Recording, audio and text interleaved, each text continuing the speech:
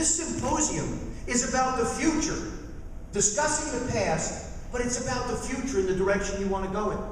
Football is a game of constant changing direction. I thought to myself, isn't that life? Isn't exactly what you're dealing with in your business, and isn't that life? Aren't we constantly in a changing environment right now? Change is something we all need to deal with, from time in our own personal life, in our own business life, certainly in the world of athletics. We've seen 98% of the people in this world today refuse to take a pen in hand and write down a goal. Why would you do this? You're the greatest that ever played the game. You've got rings, you've made money, you're going to the Hall of Fame. Why? You know what he said to me? He said, Joe, they wanted me to miss a day of work. Tom Watson, the founder of IBM, once said this: you work the first 8 hours of the day for survival. Everything after that is an investment in your future. Reliable, accountable, available. They're members of the able family. So I look for character, I look for intellect, and I look for ability. Are you making someone that you work with better at what they do? Teach the man behind you to take your job. Thank you, ladies and gentlemen. Thank you, Pam. I appreciate those kind words so much.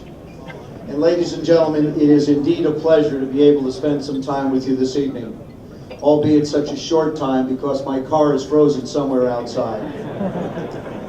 When I was invited here to Regina, I thought I was coming to Canada. I didn't realize I was traveling to Siberia. I go back to my college career where things really started to change in my life.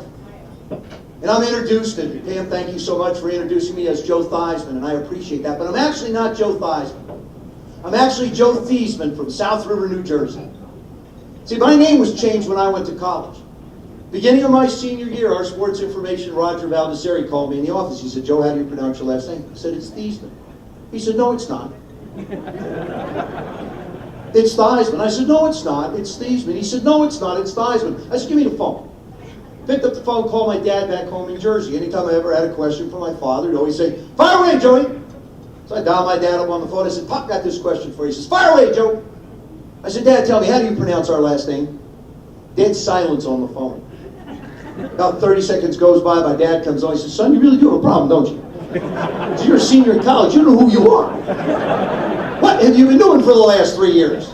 I said, Dad, please just tell me, how do you pronounce our last name? He said, it's Theismann. I said, I'll explain later. Hung the phone up. Turned to Mr. Valdesari. I said, Roger, look, my last name is Theismann. I know. I just got the phone with my dad. He said, Joe, I want to tell you something. There's a trophy out there called the Theismann Trophy. It goes to the best college football player in the country. We think you have a chance to win that trophy, but we're not just going to count on your athletic ability. Heck no. We're not even going to count on the reputation of the University of Notre Dame, but we think by just simply changing the pronunciation of your last name from Theismann to Theismann to rhyme with Heisman, we can guarantee you that trophy.